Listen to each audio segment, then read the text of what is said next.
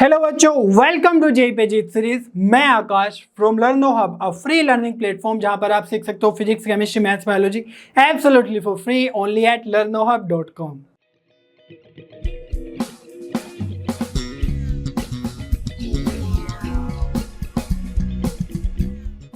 बच्चों, आज हम जेई सीरीज में कंटिन्यू करने वाले हैं 3D ज्योमेट्री चैप्टर के जेई एग्जाम में आए हुए प्रीवियस ईयर क्वेश्चंस का सॉल्यूशन।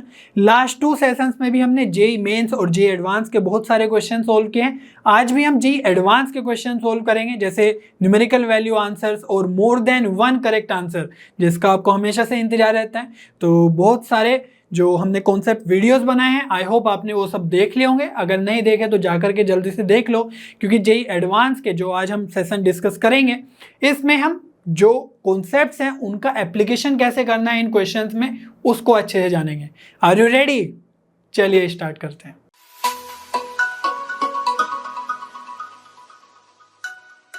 बच्चों, आज का जेई एडवांस का क्वेश्चन स्टार्ट करते हैं। 2019 में पूछा गया, न्यूमेरिकल वैल्यू आंसर है। देखते हैं क्या बोला गया है। 3 lines are given by r vector equals to lambda i, जहां पर लैम्डा बिलोंग्स टू आर है। सेकेंड लाइन है r vector equals to mu i plus j, mu belongs to R है। And r vector equals to है ना nu 1 plus i plus j plus k. Let the lines cut the plane x plus y plus z equals to 1। तो ये जो तीनों की तीनों lines है वो इस प्लेन को कट कर रही है कहीं पर, है ना, और बोला गया है ABC पॉइंट पर कट कर रही है रेस्पेक्टिवली। ठीक है, तो ये लाइन A पे कर रही है, ये लाइन B पे कर रही है और ये वाली लाइन C पॉइंट पे कट कर रही है। If the area of the triangle ABC is delta, then the value of 6 delta square कितनी होगी? ठीक है, तो ये हमें फाइंड आउट करना है।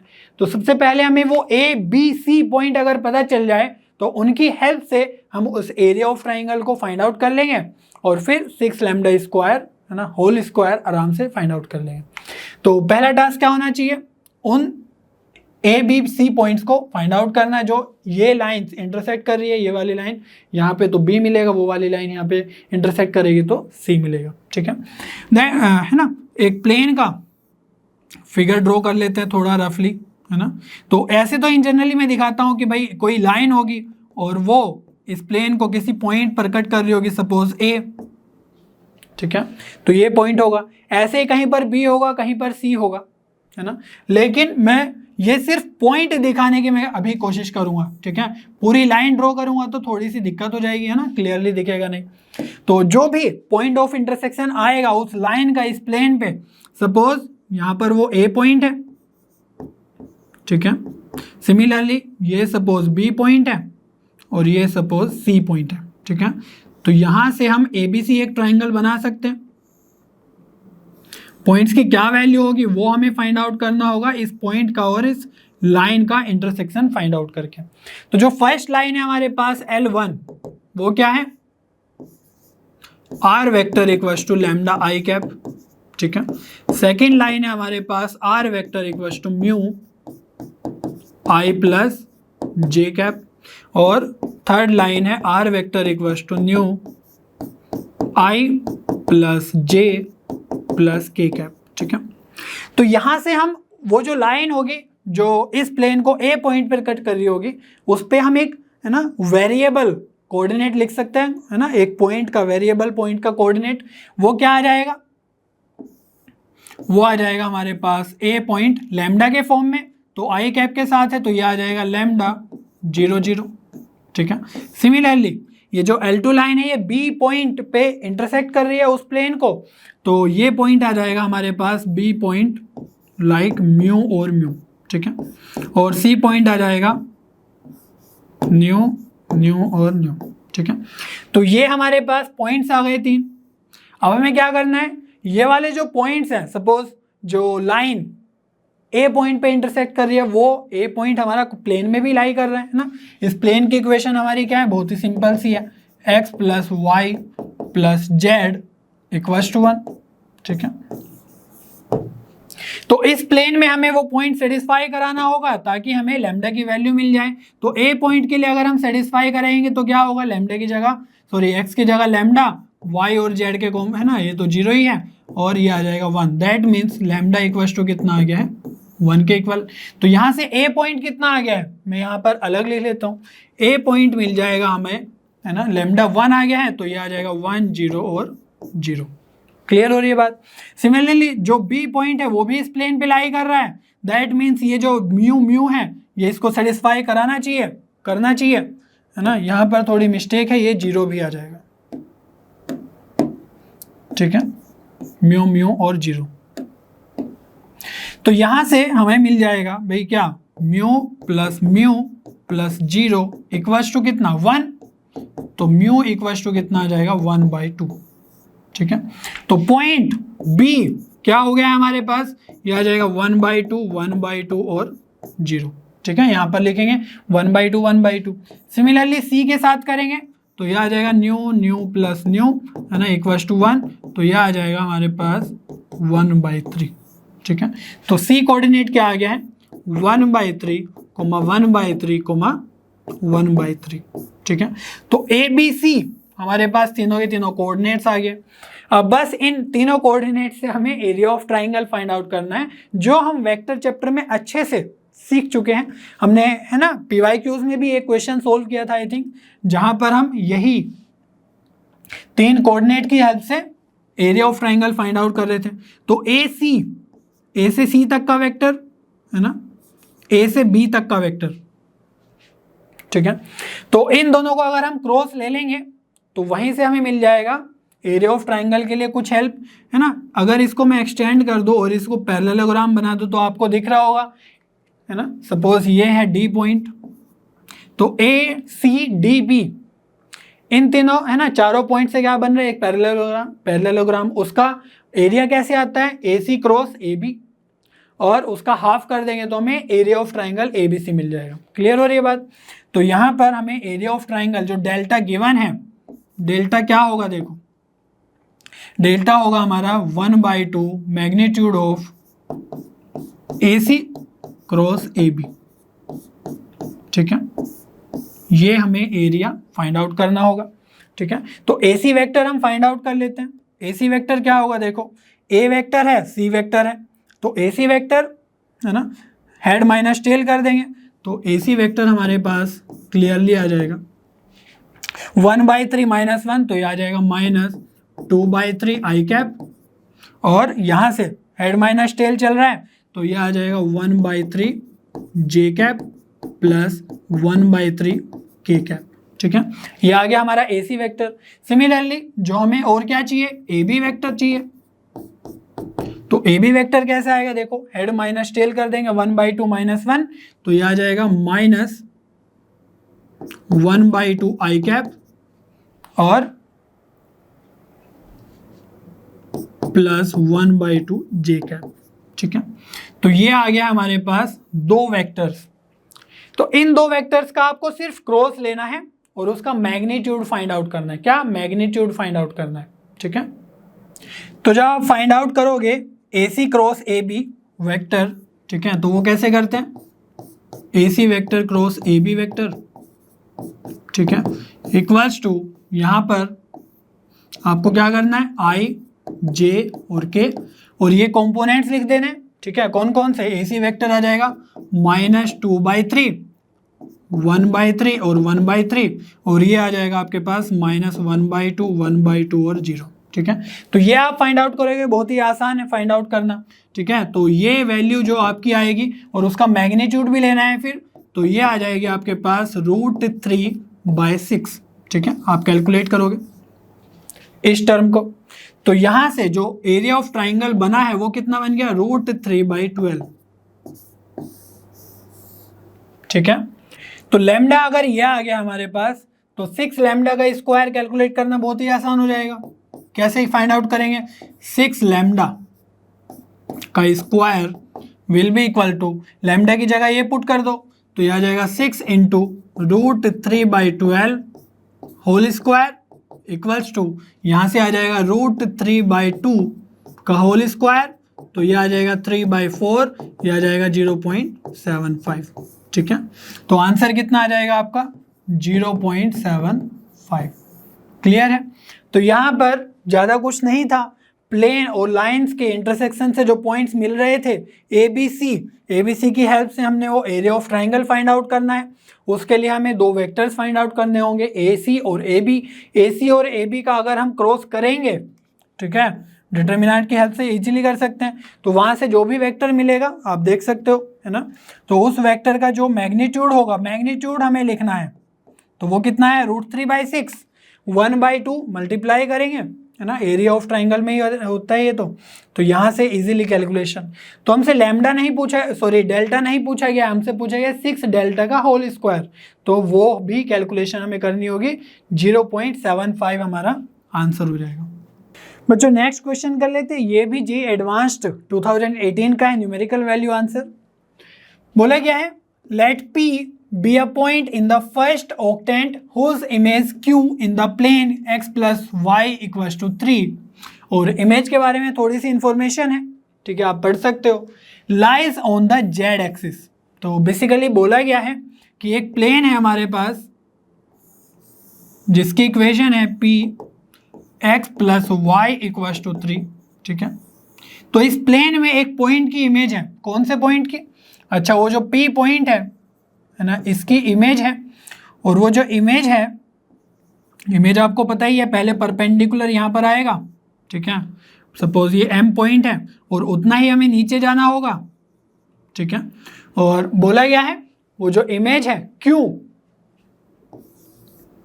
Q हमारी जेड एक्सिस पे लाई कर रही है, ठीक है, तो P पॉइंट के अगर मैं कोऑर्डिनेट्स मानूं अल्फा बीटा और गामा, है ना, तो Q का हमें पता है कि वो जेड एक्सिस पे लाई कर रहा है, दैट मीन्स x और y के कोऑर्डिनेट 0 होने चाहिए, दैट मीन्स हमारे पास z का ही कुछ वैल्यू होना चाहिए, x और y तो 0 हो जाएगा, तो Q का कोऑर्डिनेट क्या होना चाहिए, लॉजिकली 0 0, और इसमें मैं मान लेता हूँ z0, ठीक है।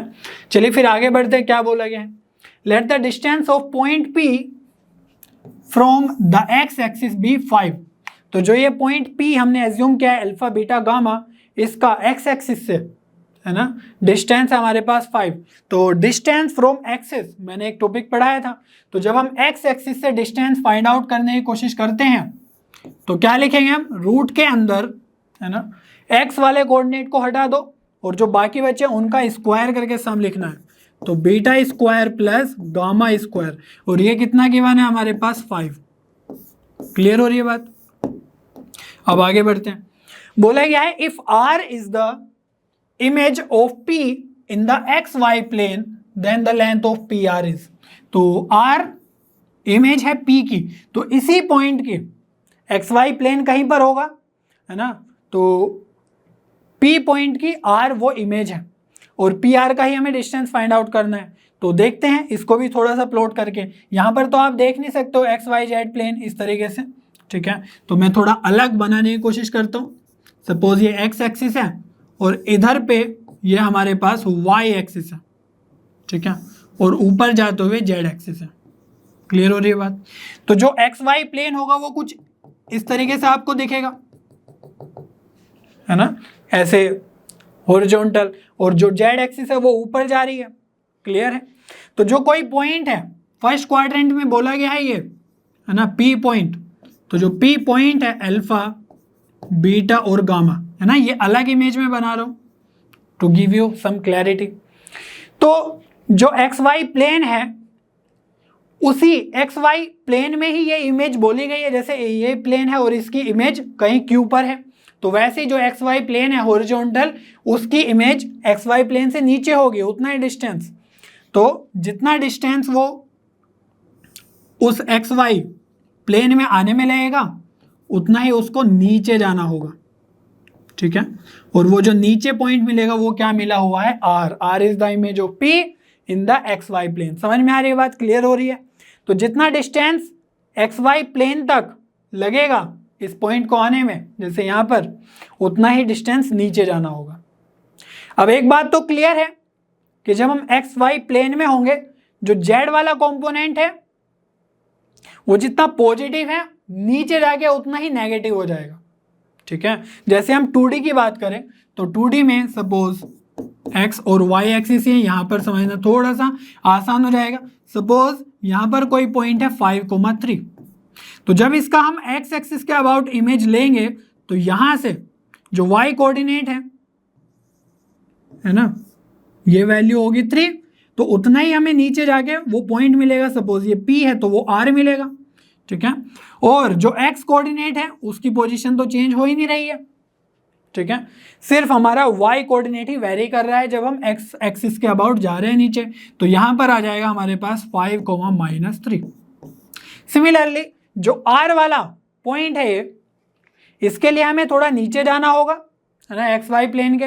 तो जितना हम ऊपर थे एक्स वाई प्लेन से जेड एक्सिस में गामा, उतना ही हमें नीचे जाना होगा, तो वहां पर बन जाएगा माइनस ऑफ गामा, ठीक है। तो जो आर पॉइंट है उसका कोऑर्डिनेट क्या होगा, alpha beta comma minus gamma, ठीक है।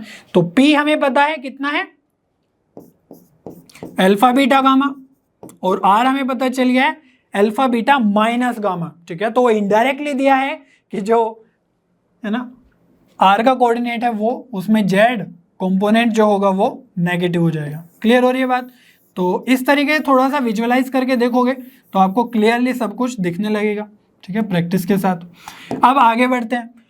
पूछा गया है डिस्टेंस ऑफ पी आर, ठीक है। तो पी आर मीन्स इन दोनों का डिस्टेंस, तो कितना होगा, अल्फा और बीटा तो सेम ही है, तो इसमें गामा ही वेरी कर रहा है, तो वो आ जाएगा आपके पास 2 गामा, ठीक है।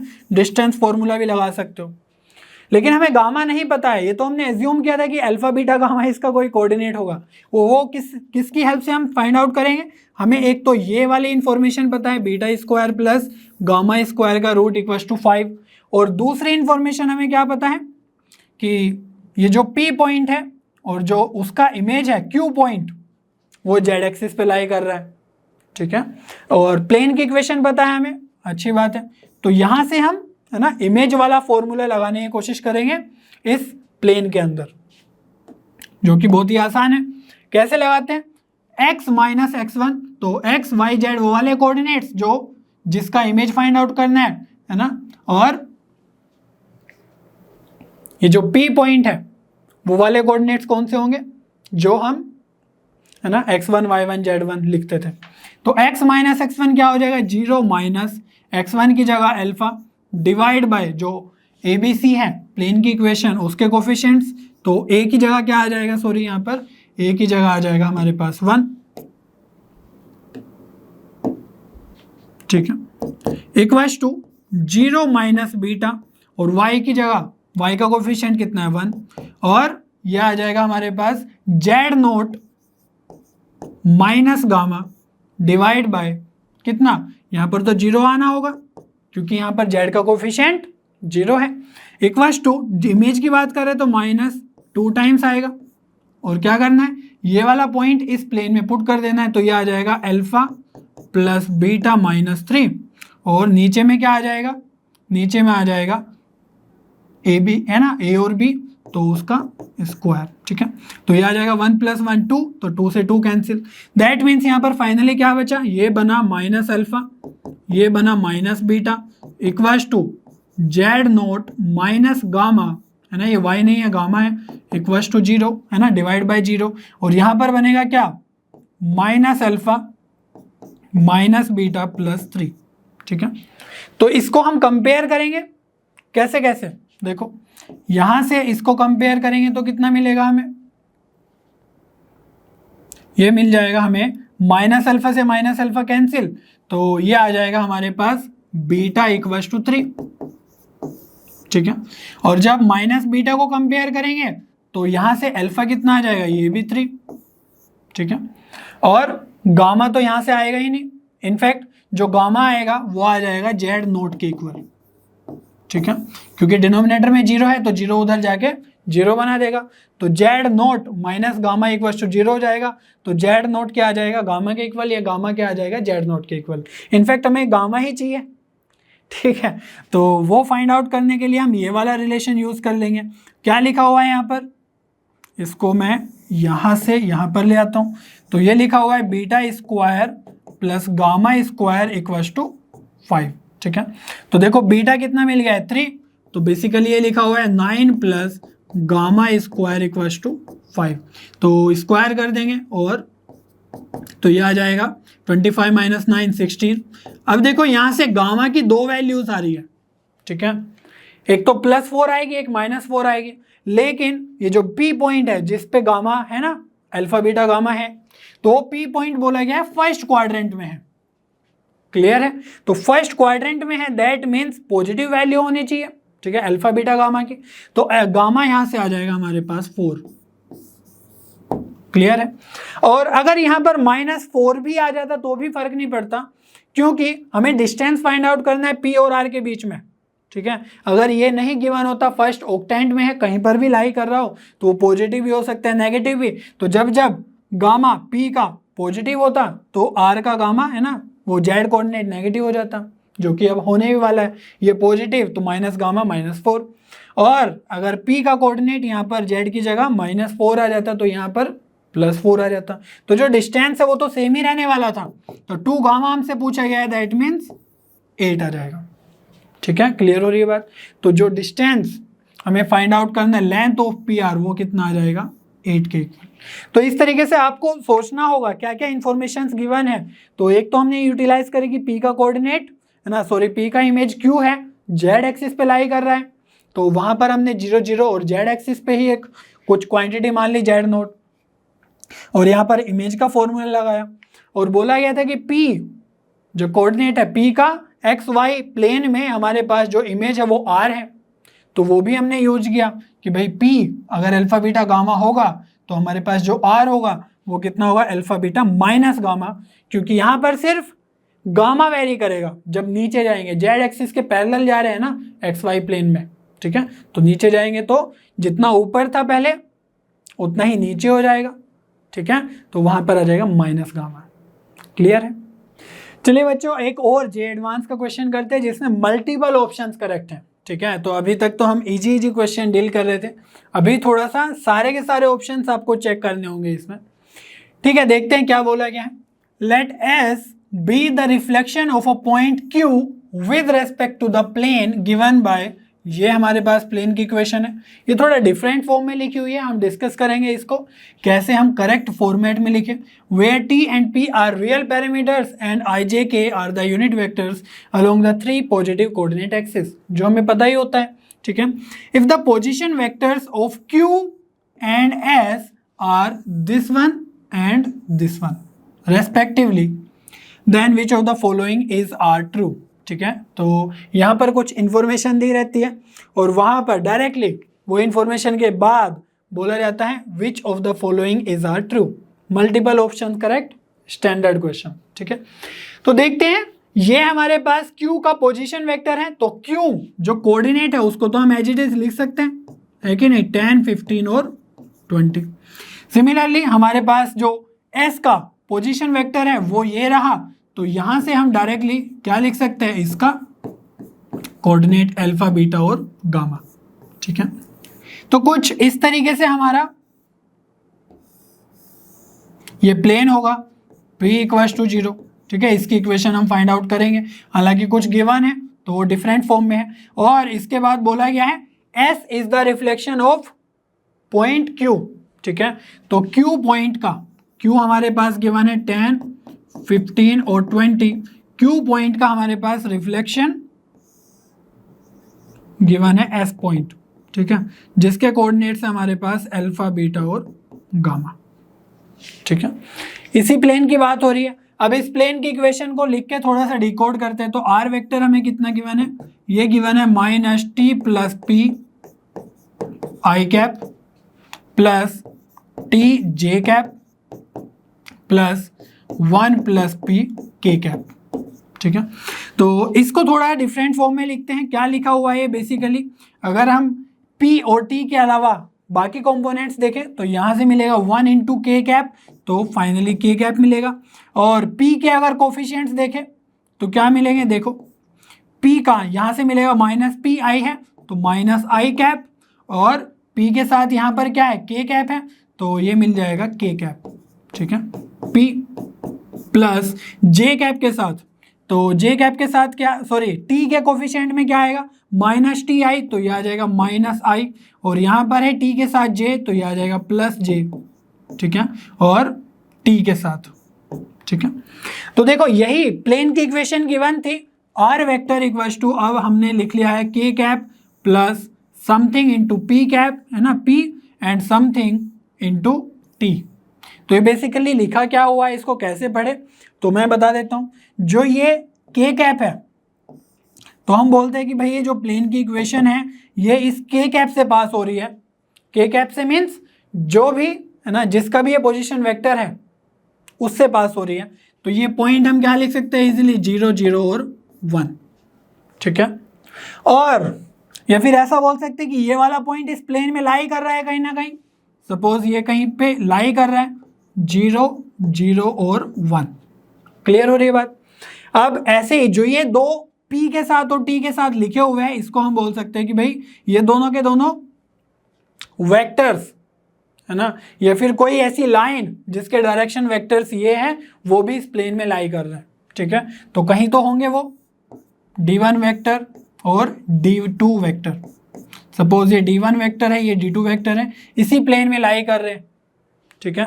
तो उन D1 और D2 वेक्टर से हम उस प्लेन का नॉर्मल इक्वेशन फाइंड आउट कर सकते हैं, है कि नहीं। तो यहां पर अगर हम n vector, normal vector D1 cross D2, क्योंकि हमें क्या चाहिए, हमें चाहिए अल्फा बीटा गामा, जिसकी हेल्प से हमें आंसर आएगा, ठीक है। अल्फा बीटा गामा के लिए क्या चाहिए, हमें प्लेन की इक्वेशन अच्छे तरीके से, जिसमें हम वो इमेज वाला फॉर्मूला लगाते हैं, ठीक है, जो हमने शायद लास्ट क्वेश्चन में भी लगाया है। तो यहाँ पर D1 क्रॉस D2 हमें करना है, दैट मीन्स ये वेक्टर और ये वेक्टर का क्रॉस करना है। तो कैसे आएगा देखो, आई कैप, जे कैप और के कैप, और यहाँ पर आ जाएगा माइनस आई प्लस के कैप है, तो यहाँ पर -1 0 और 1, और यहाँ पर दूसरा वेक्टर है -1 1 और 0, ठीक है। तो आई कैप के साथ क्या बन जाएगा, -1 आएगा तो माइनस आई कैप, और जे कैप के साथ क्या बन जाएगा, देखो ये बन जाएगा, माइनस तो ऑलरेडी होता है तो ये 0, और ये +1 और -1 ऑलरेडी होता है तो माइनस जे कैप। के कैप के साथ क्या आएगा, -k, ठीक है। तो ये आ गया हमारा उस प्लेन का नॉर्मल वेक्टर, ठीक है। तो नॉर्मल वेक्टर आ गया है, दैट मीन्स हम इस 0 0 1 से जो प्लेन गुजर रहा होगा और ये नॉर्मल वेक्टर आ गया, उसकी इक्वेशन लिख सकते हैं। यहीं पे लिख दूं क्या, ओके। तो P प्लेन की इक्वेशन क्या हो जाएगी, -1 x - 0, है ना, -1 y - 0 -1 z -1 इक्वल्स टू 0, ठीक है। तो यही हमारी प्लेन की इक्वेशन होगी। नॉर्मल के जो कंपोनेंट्स है -1 -1 वो हमने यहाँ पर लिख लिए, और 0 0 1 से पास कर रहा है ये प्लेन, तो हमने अंदर से लिख दिया, ठीक है। तो ये माइनस तो आप कॉमन लेके एक तरफ कर सकते हो, तो इसको सोल्व करोगे तो ये आ जाएगा x + y + z equals to 1, ठीक है। ये आ गई हमारी उस प्लेन की इक्वेशन। क्लियर हो रही है बात। अब बस इस प्लेन की इक्वेशन में आपको क्या करना है, ये इमेज वाला फॉर्मूला यूज कर लेना है, ठीक है। तो प्लेन की इक्वेशन आ गई है x + y + z प्लस, है ना, इक्वल्स टू 1। तो यहां से किस पॉइंट का हमें चाहिए, हमें चाहिए Q पॉइंट का, है ना, जो भी इमेज होगा S, अल्फा बीटा गामा चाहिए। तो Q पॉइंट क्या है हमारे पास, 10 15 20, तो 10 15 और 20, यहां से जो इमेज आएगा S पॉइंट का अल्फा बीटा गामा, वो देख लेते हैं हम क्या आएगा, ठीक है। तो इमेज वाला फॉर्मूला लगा देंगे प्लेन के अंदर। क्या लगाएंगे, अल्फा -10 डिवाइड बाय प्लेन का जो x का कोफिशिएंट है वो 1, और beta -15 by 1, gamma -20 divide by 1। Image की बात करें तो 2 आएगा, और नीचे आ जाएगा x y z के कोफिशिएंट्स, है ना, तो ये आ जाएगा 1 + 1, इनफैक्ट स्क्वायर आता है तो 1 का स्क्वायर 1 ही, और ये वाला पॉइंट इस प्लेन में इक्वेशन में पुट कर दो, तो ये आ जाएगा 10 + 15 + 20 -1, ठीक है, -1 इधर आ जाएगा। तो ये हमारे पास उस इमेज के लिए एक फॉर्मूला है। तो यहाँ से हम लिख सकते हैं alpha -10 equals to beta minus 10 equals to gamma minus ये 15 ये 20 और नीचे तो 3 है, ऊपर क्या बन रहा है देखो, ये बन रहा है हमारे पास 30 45 माइनस 4 है ना, -1 44 और बाहर है 2 तो 88, तो ये बन जाएगा -88/3। ठीक है, यहाँ से हम अल्फा निकाल लेंगे अलग अलग को है ना यूज करके, तो ये आ जाएगा अल्फा क्या आ जाएगा 10 -88/3 और अल्फा यहाँ से क्या लिख सकते हैं, हम लिख सकते हैं, इनफैक्ट नीचे लिख लेता हूँ, ठीक है, थोड़ा ज़्यादा इजी रहेगा देखना। तो अल्फा आ जाएगा यहाँ से -50 -58/3 या फिर हम लिख सकते हैं 3 अल्फा इक्वल्स टू -58। क्यों 3 अल्फा क्यों लिख रहा हूं मैं, क्योंकि जो भी हमारे पास ऑप्शन है क्वेश्चन में वहां पर 3 से ऑलरेडी मल्टीप्लाइड है। ठीक है, तो इजी हो जाएगा देखना। और यहाँ पर बीटा क्या आएगा देखो, 15 उधर ले जाएंगे तो 15 -88/3, तो ये आ जाएगा 45 माइनस दिस, तो 3 48 और 43। ठीक है, या फिर हम लिख सकते हैं 3 बीटा इक्वल्स टू -43। आगे गामा की तरफ बढ़ते हैं, तो गामा इक्वल्स टू 20 -88/3 है ना, यहाँ से तो आपको क्लियरली दिख रहा होगा, इन दोनों को सोल्व करना है तो 20 उधर जाएगा, तो गामा इक्वल्स टू आ जाएगा -28/3 और 3 गामा इक्वल्स टू -28 है ना। तो 3 अल्फा 3 बीटा 3 गामा हमें मिल चुका है। तो अब जो फर्स्ट ऑप्शन है उसको चेक करते हैं। ठीक है, तो फर्स्ट ऑप्शन क्या है देखो, 3 अल्फा प्लस बीटा। ठीक है, या फिर इसको लिख सकते हैं 3 अल्फा इंटू प्लस 3 बीटा है ना। तो ये सारी की सारी वैल्यूज मैं यहाँ पर लिख लेता हूँ, 3 अल्फा -58 -43 -28, तो 3 अल्फा इज -58, 3 बीटा और 3 गामा, ये तो -28 है और 3 बीटा क्या है, 3 बीटा है हमारे पास -43। तो अब इन तीनों वैल्यू से आप देख लो कौन कौन से ऑप्शन मैच कर रहे हैं। अल्फा और बीटा वाले को ऐड करेंगे, अल्फा और बीटा वाले को ऐड करेंगे तो देखो 83454, तो ये आ जाएगा करेक्ट है ना, -101।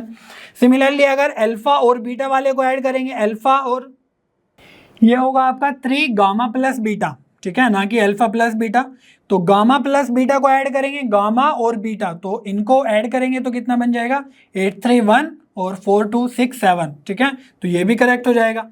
और अगर गामा प्लस अल्फा को ऐड करेंगे, गामा प्लस अल्फा, तो यहाँ से भी आपके पास जो आएगा -86 करेक्ट हो जाएगा। ठीक है, alpha plus beta plus gamma means 3 times of everything, तो इन तीनों को ऐड करेंगे तो देखो कितना बन रहा है 8 8 16 3 9, तो 9 बन रहा होगा यूनिट प्लेस पे, लेकिन यहाँ पर तो 1 2 1 है माइनस के साथ, तो ये ऑप्शन रॉन्ग हो जाएगा, डी ऑप्शन।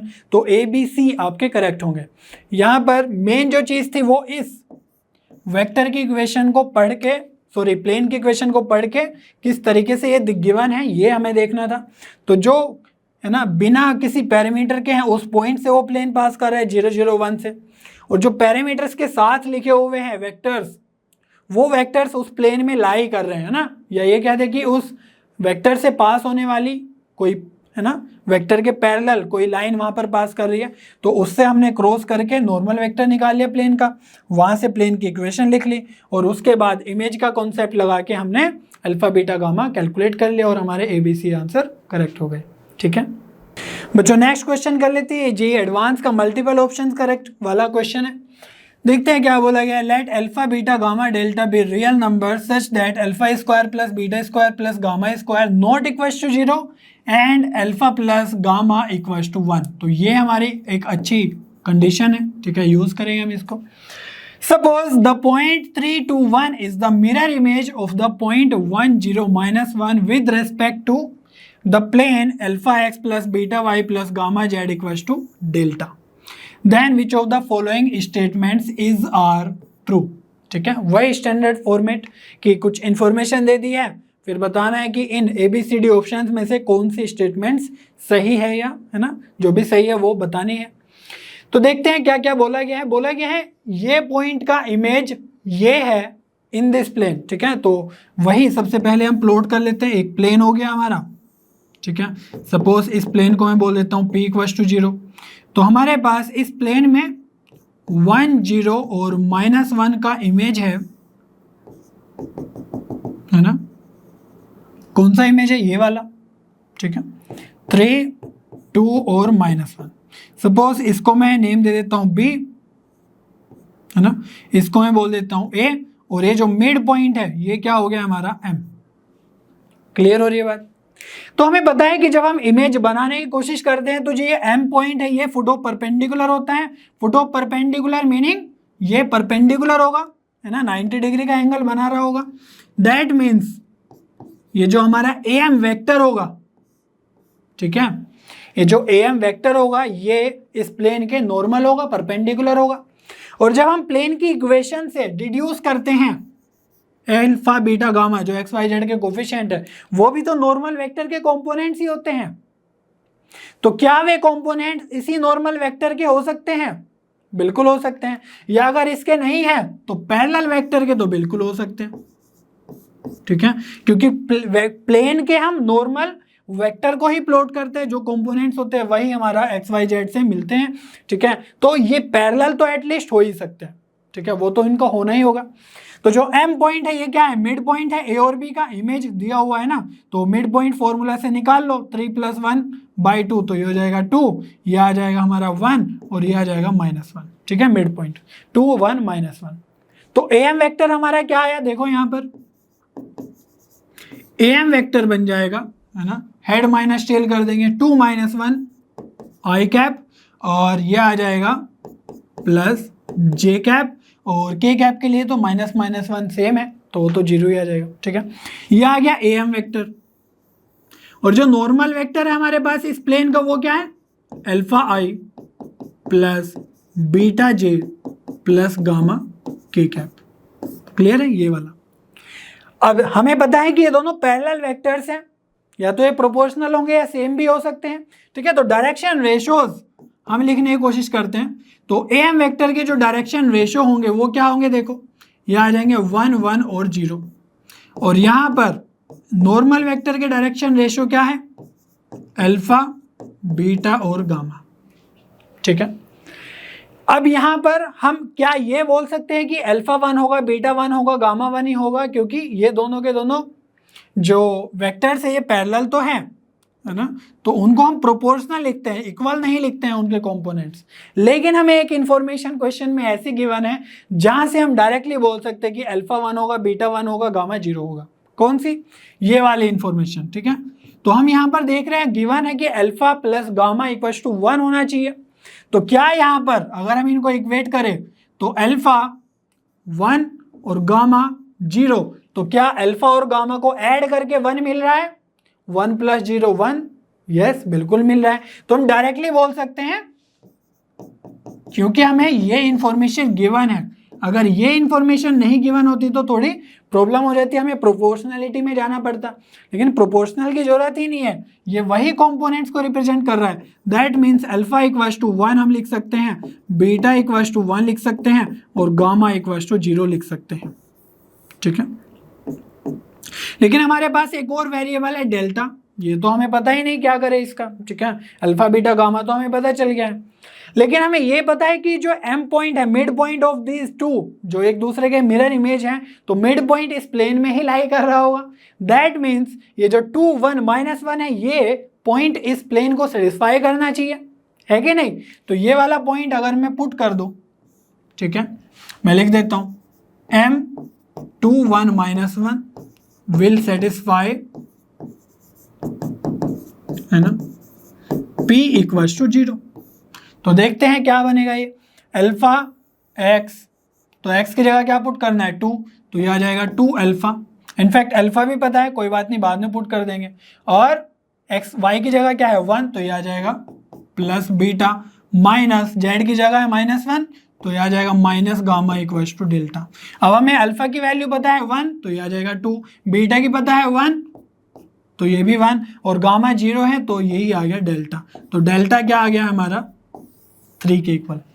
तो देख लो बस, अब ये 1 है 0 और ये 3, ठीक है। तो अल्फा प्लस बीटा क्या 2 होगा, यस, दोनों को ऐड करके 1 + 1 आ रहा है, ठीक है।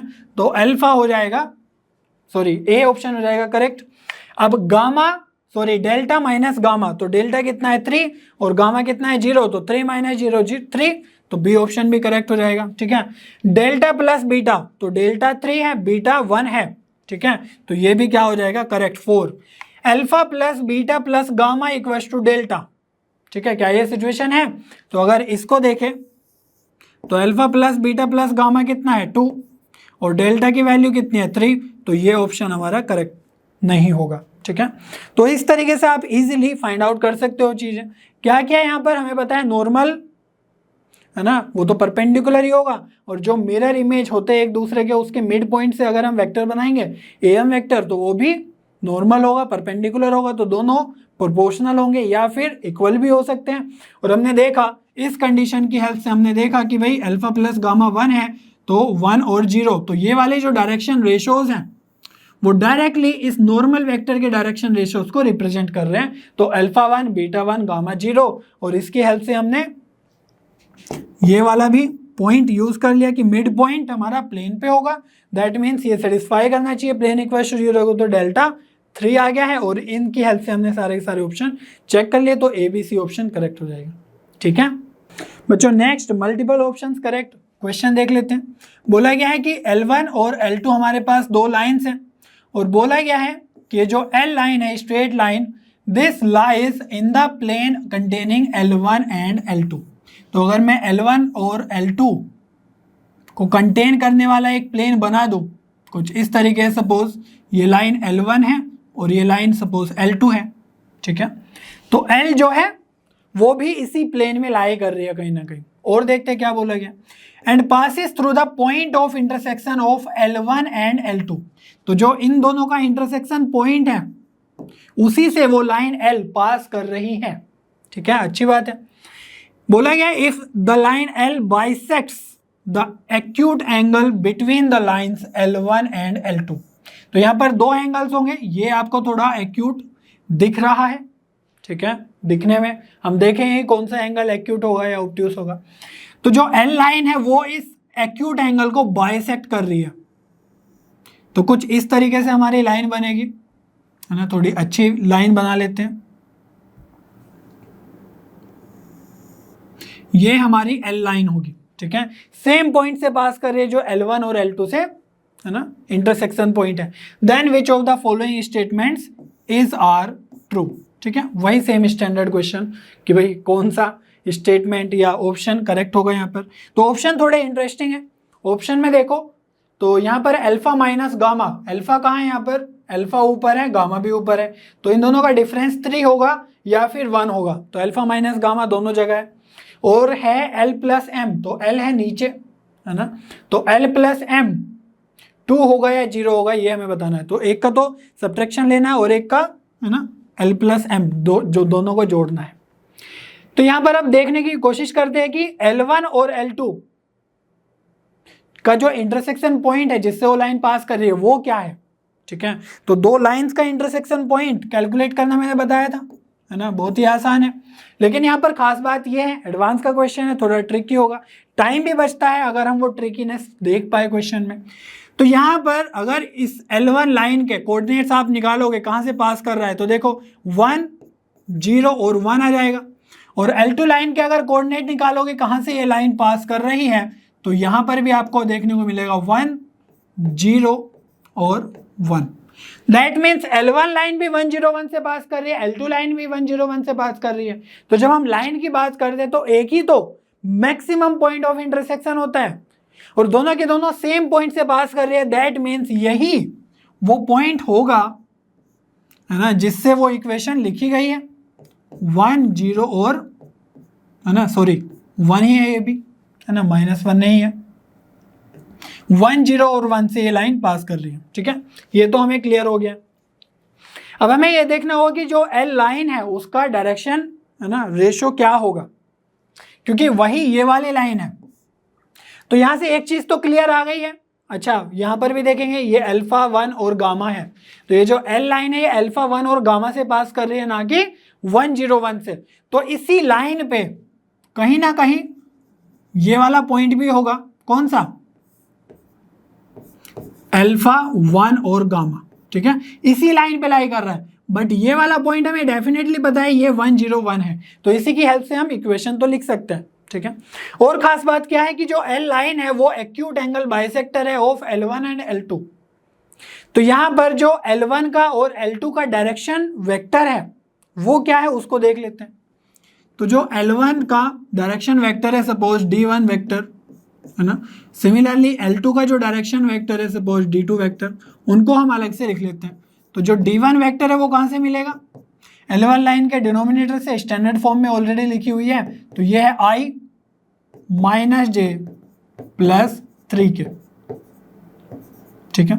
और जो D2 वेक्टर है ये क्या है, ये है हमारे पास -3i माइनस जे और प्लस k कैप, ठीक है। तो अब हमें ये चेक करना होगा कि ये जो D1 और D2 वेक्टर है इनके बीच का जो एंगल है ना, जो हमें कोस थीटा से जनरली मिलता है, वो हमारा एक्यूट एंगल होगा या ऑब्ट्यूस एंगल होगा। तो हम क्या चेक करेंगे, हमें पता है कि जो कोस थीटा है वो आता है हमारे पास D1 dot D2 divide by D1 और D2 का मैग्नीट्यूड, ठीक है, ये कोस थीटा आता है।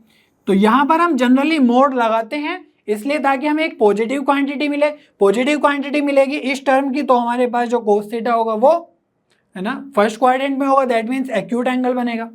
तो अगर हमारे पास पॉजिटिव कहां से बन रहा होगा, यहीं से तो बन रहा होगा क्योंकि नीचे तो पॉजिटिव आता ही है हमारा। तो अगर ये जो D1 डॉट D2 है ये अगर पॉजिटिव आ गया तो एक्यूट एंगल बन रहा होगा, D1 डॉट D2 अगर नेगेटिव आ गया तो ऑब्ट्यूस एंगल बन रहा होगा, ठीक है। तो D1 और डॉट D2 करके हमें पता चलेगा कि ये वाला जो एंगल हमने लिखा हुआ है ये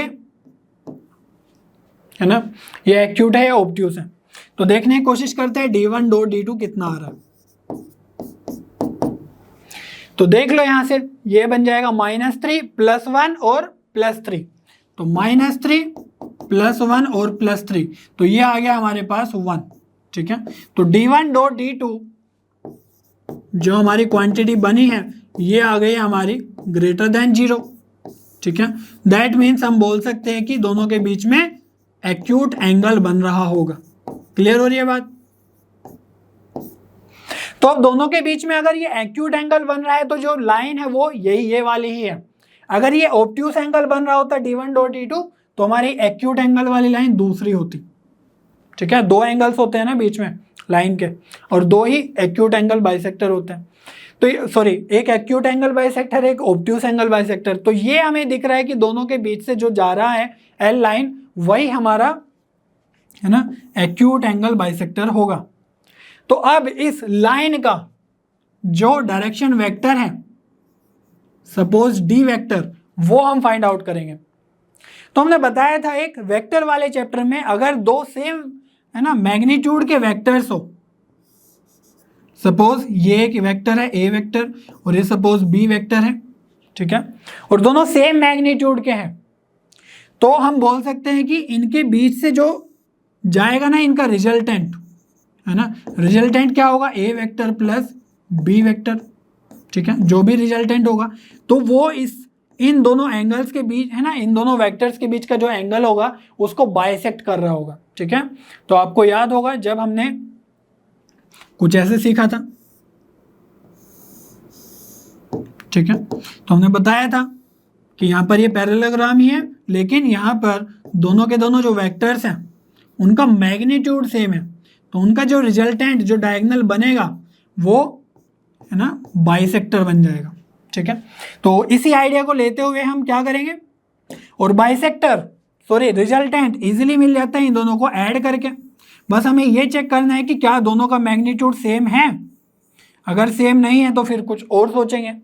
तो यहाँ पर अगर D1 और D2 वेक्टर को आप ध्यान से देखोगे तो D1 है ना वेक्टर का मैग्नीट्यूड भी कितना है √11, और जो D2 वेक्टर है उसका मैग्नीट्यूड भी कितना है √11, ठीक है। तो मैग्नीट्यूड तो सेम है, दैट मीन्स जो डी वेक्टर होगा इन दोनों को ऐड करके सिंपली मिल जाएगा हमें, ठीक है। तो डी वेक्टर हो जाएगा d1 प्लस d2 वेक्टर, यही डी वेक्टर होगा इस लाइन का डायरेक्शन वेक्टर। तो इन दोनों को ऐड करेंगे तो क्या मिलने वाला है, देखो -2i,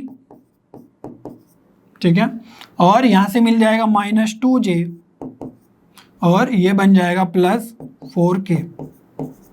क्लियर हो रही है बात? आई थिंक यही बनेगा। तो इन दोनों को ऐड कर लो, -2 और ये +4, ठीक है। तो ये इस लाइन का जो हमें रिक्वायर्ड लाइन है L, उसी का डायरेक्शन वेक्टर आ गया। तो अगर हमने यहाँ पर इस इक्वेशन को लिख लिया ना खुद से, तो हम कंपेयर करके इजीली है ना LM अल्फा गामा ये सब कैलकुलेट कर लेंगे। तो वही हमारा टारगेट है। तो इस लाइन का डायरेक्शन वेक्टर ये आ गया है, तो डायरेक्शन रेशो हम लिख सकते हैं इजीली क्या, -2 और 4, ठीक है।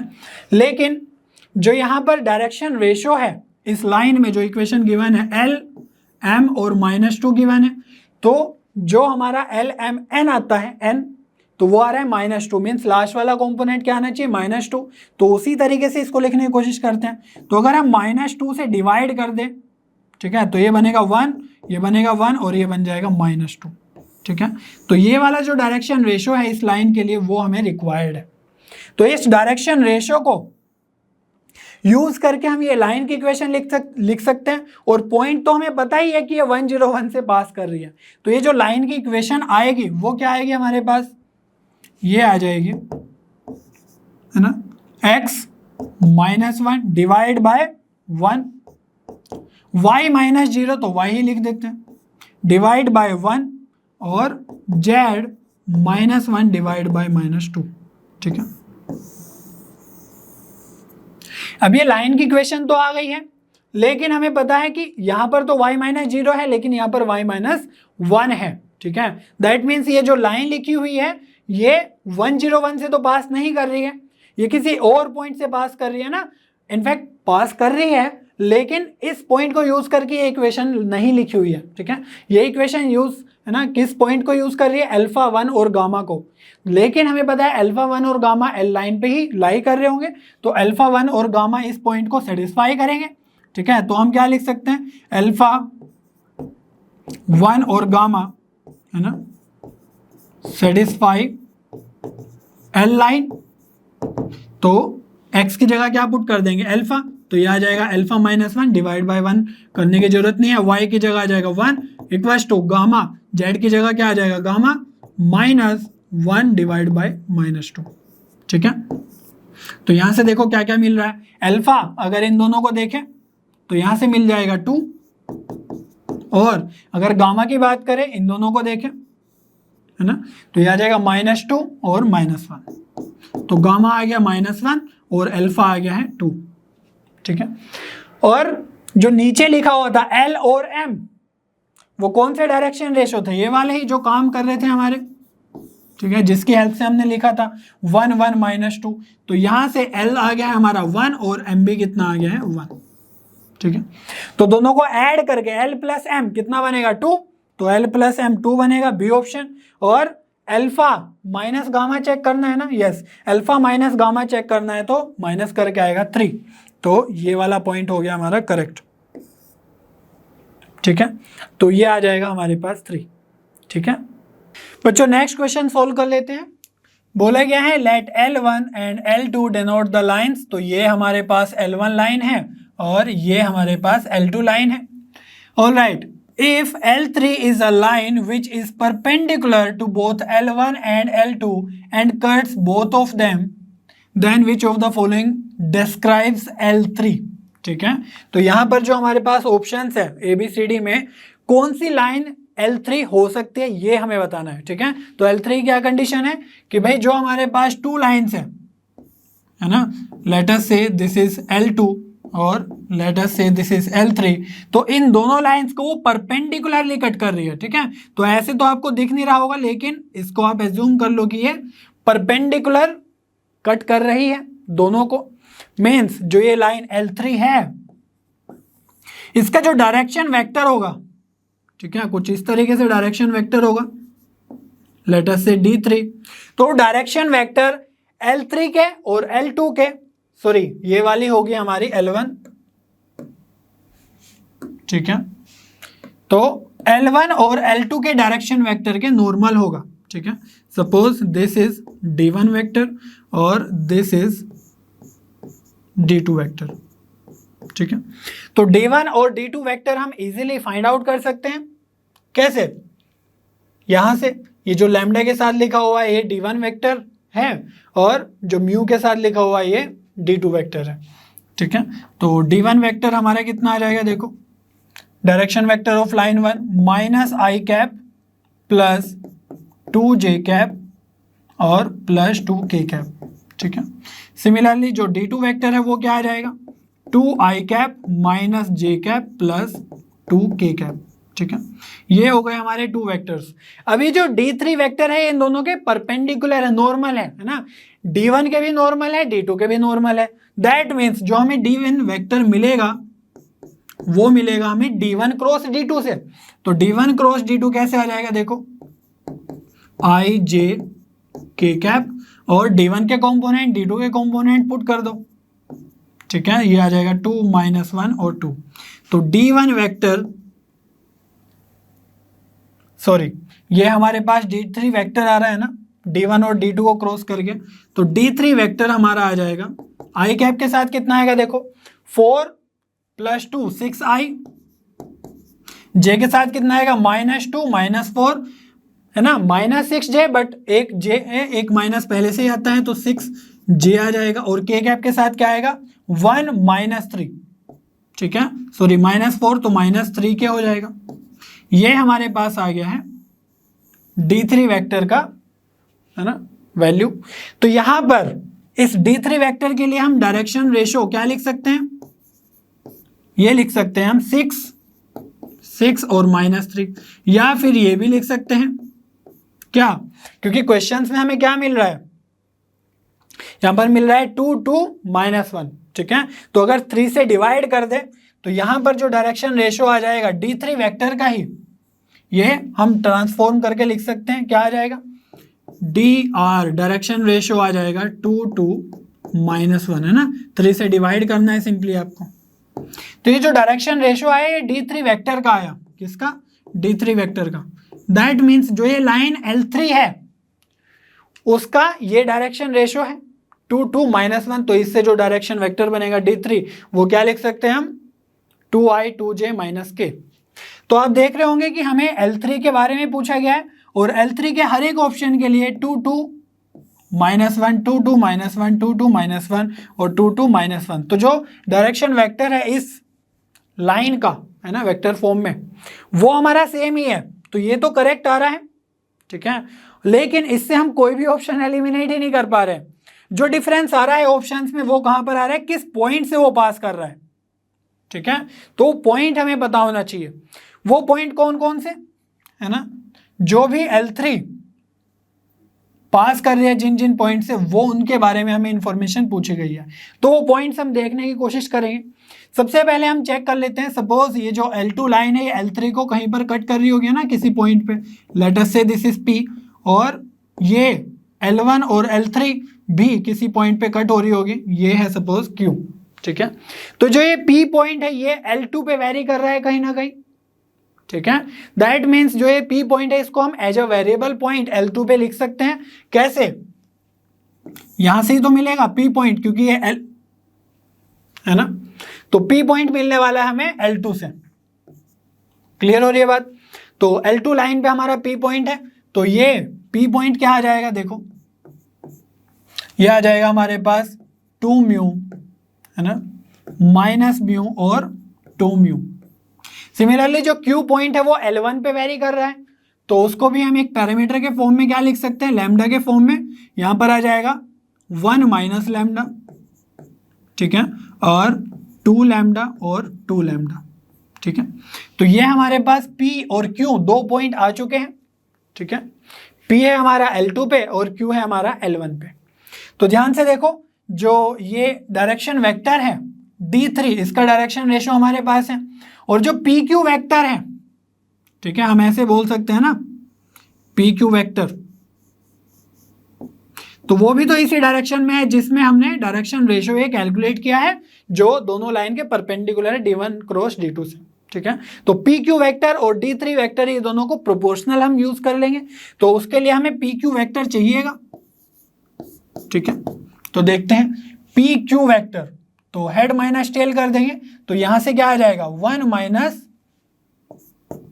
लैम्डा माइनस 2 म्यू आई कैप के साथ, और जे कैप के साथ क्या आएगा 2 लैम्डा प्लस म्यू। ठीक है, और के कैप के साथ आ जाएगा हमारे पास 2 लैम्डा माइनस 2 क्यू 2 म्यू। ठीक है, तो ये हमारे पास पी आर वेक्टर आ गया। अब हमें पता है कि जो पी आर वेक्टर है that is parallel to D3 vector. ठीक है, क्योंकि पी आर वेक्टर हमने कैसे निकाला, P और Q पॉइंट से, और D3 वेक्टर कैसे निकाला, इस कंडीशन से कि जो D3 ये जो लाइन है वो L2 और L1 के परपेंडिकुलर है। ठीक है, तो दोनों के दोनों ये प्रोपोर्शनल होने चाहिए। ठीक है, ये वाला डायरेक्शन रेशो और ये PQ वेक्टर, तो इसको प्रोपोर्शनल पुट करने की कोशिश करते हैं। आई कॉम्पोनेंट क्या है 1 माइनस लैम्डा माइनस 2 म्यू, और डिवाइड में क्या आएगा 2, यहां पर है हमारे पास 2 लैम्डा प्लस म्यू।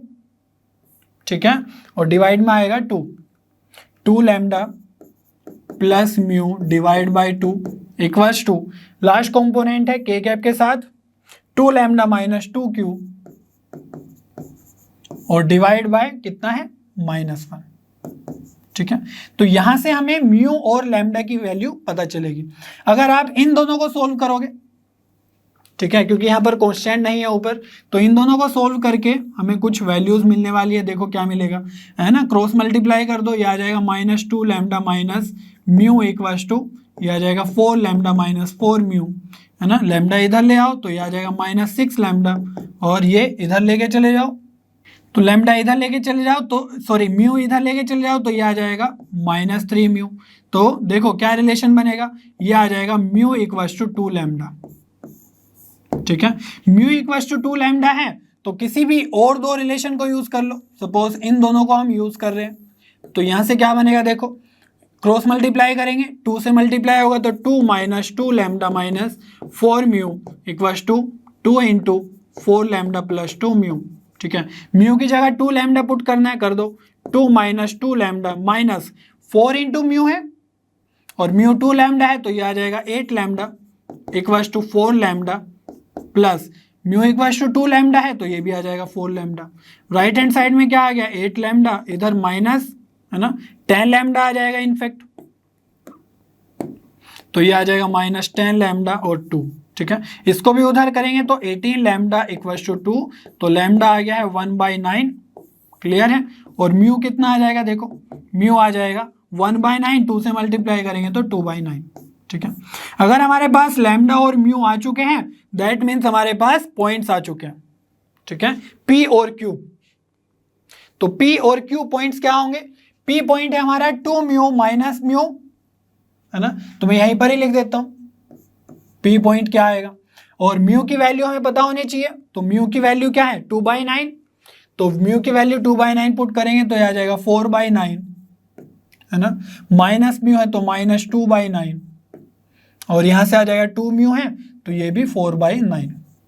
ठीक है, सिमिलरली क्यू की अगर हम बात करें, क्यू के अंदर लैम्डा है तो लैम्डा की वैल्यू आ गई 1/9, तो क्यू हमारा यहीं पे मैं लिख देता हूं, क्यू कितना आ जाएगा 1 माइनस 1/9, तो ये आ जाएगा 8/9।